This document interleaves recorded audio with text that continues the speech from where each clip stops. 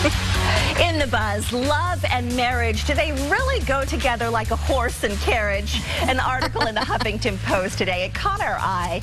Some relationship experts say tying the knot solely for love will not lead to a lasting marriage. The idea behind that, love fades and reality hits. The author of The Secret Lives of Wives interviewed 200 women about their long-time marriages.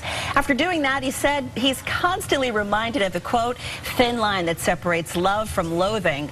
The author of Marriage, History from Obedience to Intimacy, or How Love Conquered Marriage, also weighs in, saying, quote, only rarely in history has love been seen as the main reason for getting married. When someone did advocate such a strange belief, it was no laughing matter. Instead, it was considered a serious threat to social order. What do you think? Is there more to marriage than love? And if so, what are the other requirements? Wow, things have really changed, haven't they? Have you heard that saying, you marry once for love, marry again for money? Well, no, it was Jackie Onassis. Is that she said that? Once for love, once the next time for money, and the third time for companionship. So 3 marriages we have to go through. Oh no, we're in trouble. And there may be some more things, so we make it to Susan Lucci. We're so excited to have Robin Stoll joining us. What are your thoughts on this? I mean, do people marry for love? Well, you know what? You're asking probably the wrong person, because I am, well, for many reasons, but we won't go there. No, first of all, I mean, I am a bit of a hopeless romantic. I mean, I still cry at Disney movies, you know? And being that I have a 6-year-old, I still talk about happily ever after and so forth. But you know what?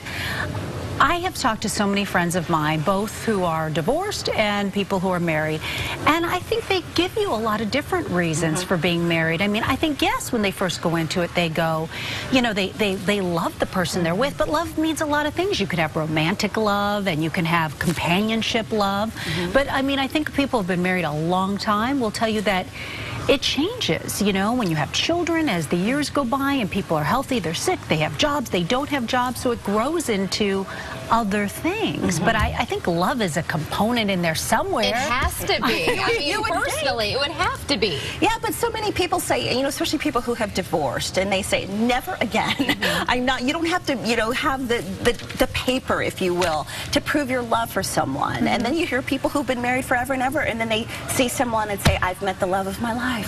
You know, so I've seen it on both sides. Well, but don't you think, I'm sorry, I was going to say, don't you think a lot of that also depends on what that love is? Because a love for a lot of people is that infatuation. It's those butterflies in your stomach. It's the fireworks that go off. And maybe that's not necessarily love. Maybe that's more passion or infatuation. And then it grows into having someone who's your good friend, you know, who is your partner in life. So it's a different sort of love. I think that friendship component is so important, because when you think about it, who do you want to be sitting with on that rocking chair at the end of it all? Yeah, you hope it's your best friend. You know, it's your best friend. My mother has always said that to me. She said that exact quote. Who do you want to be sitting with in your rocking chair, and who makes you laugh? Yeah, exactly. You know, but it seems so cynical when we say, love doesn't matter.